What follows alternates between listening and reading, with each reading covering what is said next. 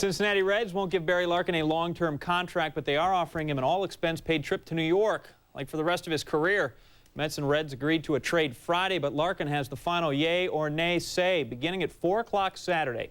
The Mets have a 72-hour period to negotiate a deal with Larkin's people and to try and persuade the Reds captain what a swell fit he'd be in New York. Till then, he is at short in Cincinnati. Leave here. It's going to have to obviously be a better situation for myself and my family.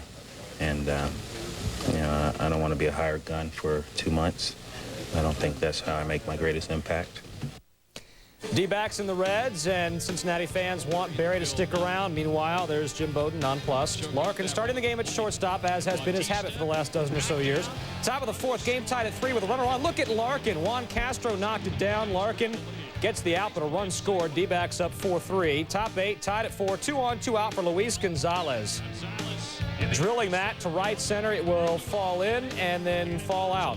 Ground rule double. Diamondbacks leading at 5-4. Junior, bottom 9. Reds down 1. 2 outs, a man on first. Matt Manti. High heat. Next pitch. High heat. 0-2. Dad looking on. Manti. Gas this exit. Swing and a miss. Strike 3. Griffey, a rough night. Arizona using 6 pitchers in the win. Greg Swindell gets the victory in relief. Scott Sullivan down to 1-4 after coming on in the 7th. Steve Finley got his 27th homer. Since he starts a 6-game homestand with a loss. 59 hours and counting for the Mets and Barry Larkin to work out a contract, or the captain finishes his season here. That's because Jim Bowden says he will not entertain any other offers. Barry demanded 3 years, $27.9 million to re-sign with the Mets, but now may be willing to take less. If I did decide to sign a 1-year deal or the remainder of this season with someone, it would have to come with some assurances. And so, you know, that's something that, once again, that we'll have to discuss and talk about and see what happens.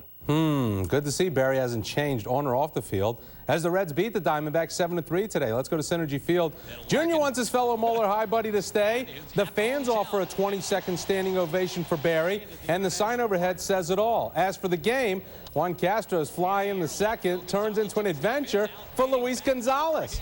We are tied at 1 apiece. Reds pitchers have been awesome batters lately. Emergency starter Ron Vallone drives in 2, Reds up 3-1 thanks to the late throw here at the plate. Sean Casey extends his hitting streak to 15 straight games, doubles home Ken Griffey Jr. Reds on top 4-1.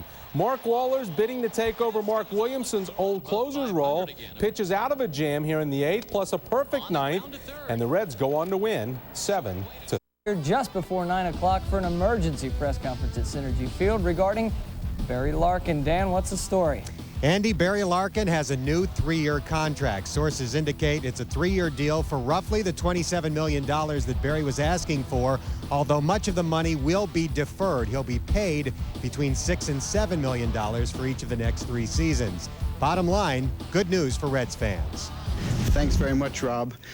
The Cincinnati Reds are very pleased to announce the signing of Barry Larkin to a 3-year contract extension for the years 2001, 2002, and 2003. The Reds organization from top to bottom has said from the very beginning that we wanted Barry Larkin to finish his career as a Cincinnati Red, and this obviously is a major step towards that.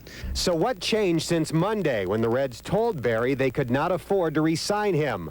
Essentially, Carl Lindner got involved. This is a great day for Cincinnati, great day for our partnership with Barry, and a great day for the Great America Ballpark. Yesterday and the day before, I was fielding questions about possibly being a Met, and now you know, Mr. Lindner and the organization have stepped up and signed me for 3 years with the Reds, and I know my kids are excited about it. I think my wife's excited about it. Everybody's happy about it, as am I.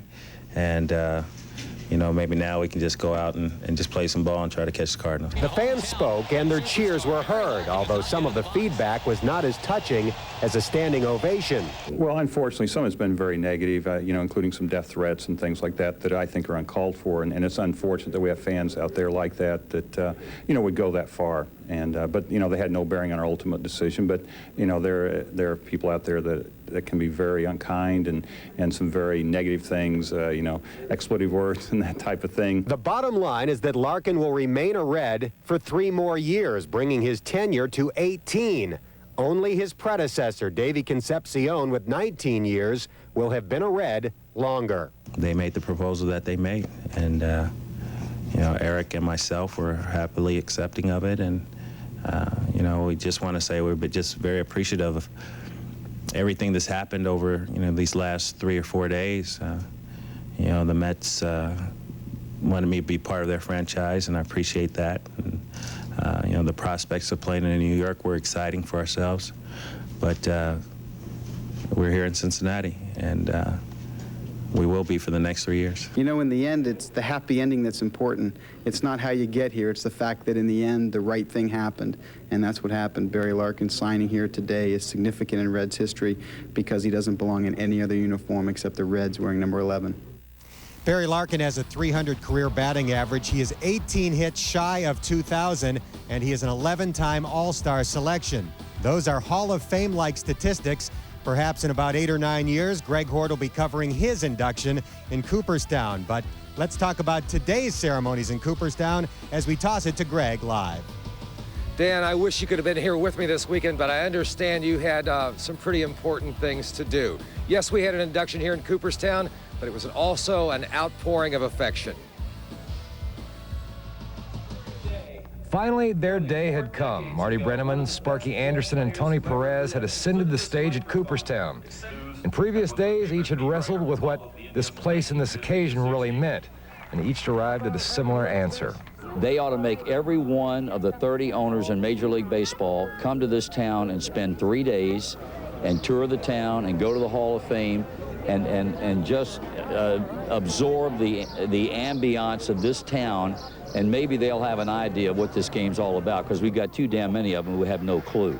These were Hall of Famers, men who loved and cherished their game, and each took time to share that message. But I want you to take a look at the people behind me and put it in your brain when you look at them. The people that came before them, and these people, and the people that will come after that. That is baseball. All the other stuff you've heard about baseball is just a makeup. Sparky ministered as only he can.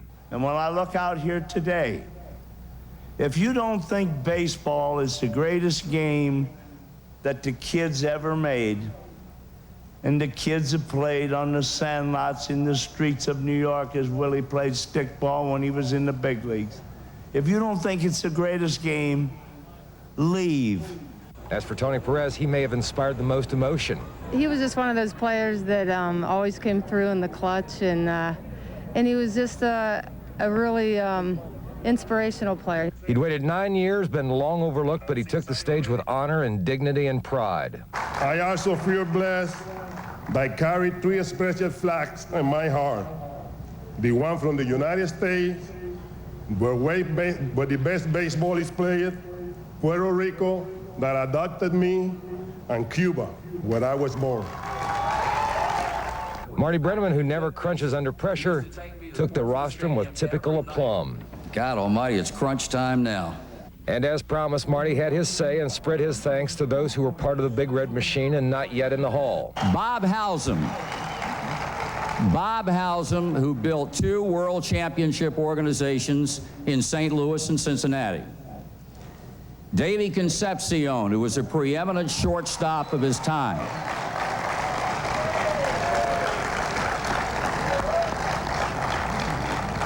And yes, by God, Peter Edward Rhodes.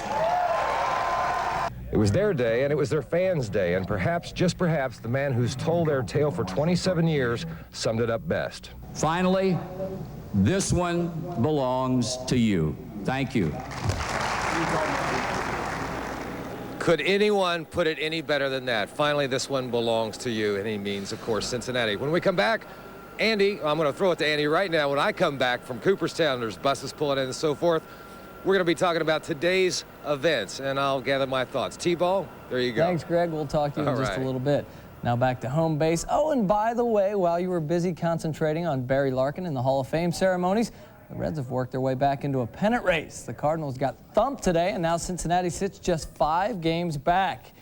Every day is Kids Day at the ballpark, but today was really Kids Day. Danny Graves' son, very nice. Elmer Descends was a kid in a candy store. Steve Finley, I see ya. Descends moves to 4-0. Brian Anderson hurling for the backs. Dimitri Young finds a fat one and smokes it over the left field fence.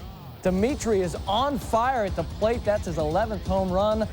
1-0 Reds. The big blow came from the bat of Dante Bichette in the 4th. The quick swing and the 2-run blast to straightaway center field. 3-0 Reds. Bichette now has hit safely in 17 straight games. Buddy's son Mike Bell has hit safely in 1 straight game. His first hit in the bigs came in the 4th inning. You know they always save the balls when these guys get them, but look at Michael Tucker. He throws it into the stands. No, just kidding. That was a different ball. The Reds win again, this time 5-3. Here's Dante. You know, this club was pinned with high expectations early, and it just, I think it's taken a while for us to gel, but it seems like we got everybody hitting on all the cylinders right now. You know, Dimitri and Casey are really starting to hit the ball, and we're getting some pitching, and bullpen's doing what they did last year, so it's a good thing. That is a good thing. The Astros come to town tomorrow for a 3-game set. The Cardinals have tomorrow off and then host Arizona for 3.